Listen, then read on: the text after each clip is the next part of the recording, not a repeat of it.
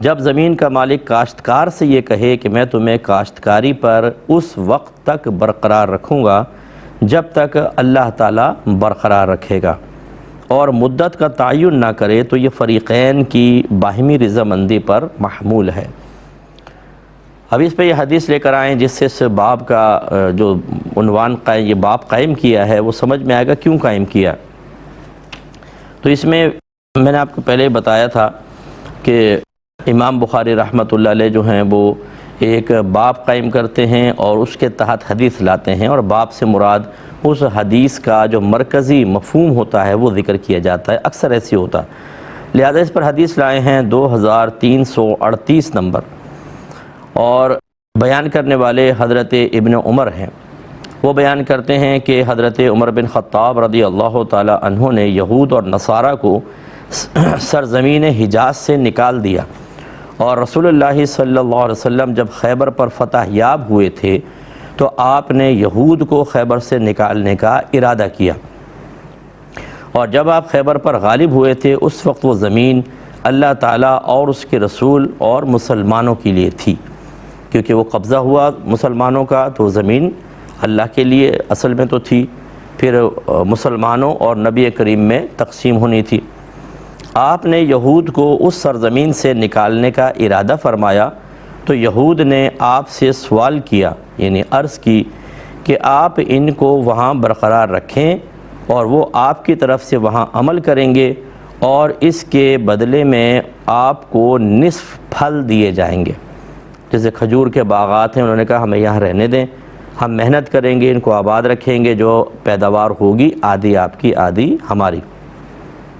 تب نبی کریم صلی اللہ علیہ وسلم نے فرمایا کہ ہم جب تک چاہیں گے تم کو اس شرط پر برقرار رکھیں گے۔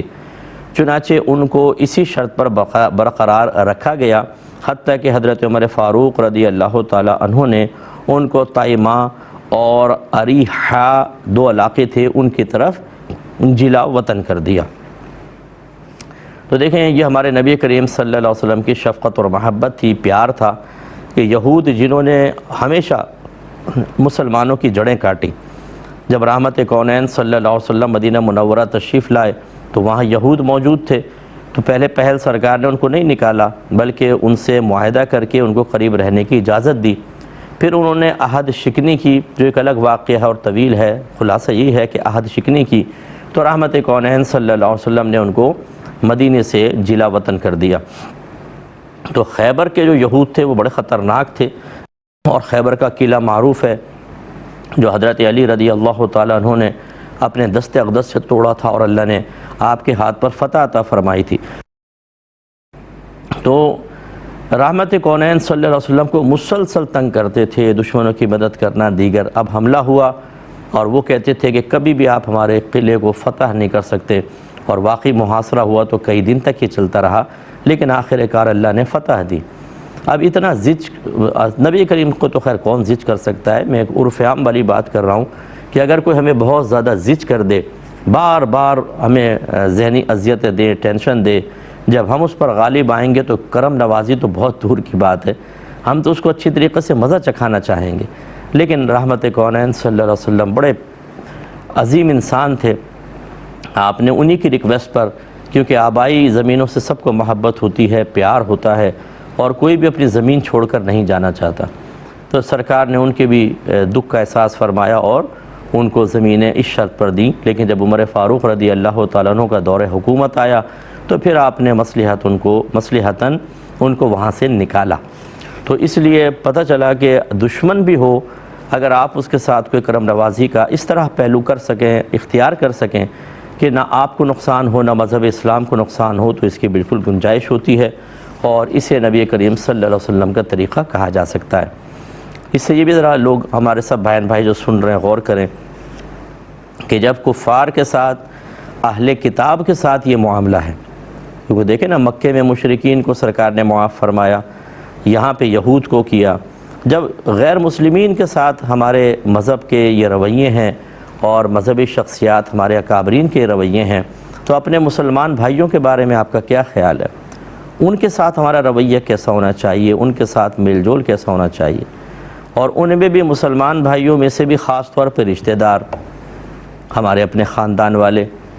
لیکن آپ یہ دیکھیں گے کہ لڑائی جھگڑا فتنہ فساد ٹانگیں کھینچنا ایک دوسرے کا گریبان پکڑنا ایک دوسرے کو نقصان پہنچانے کی کوشش کرنا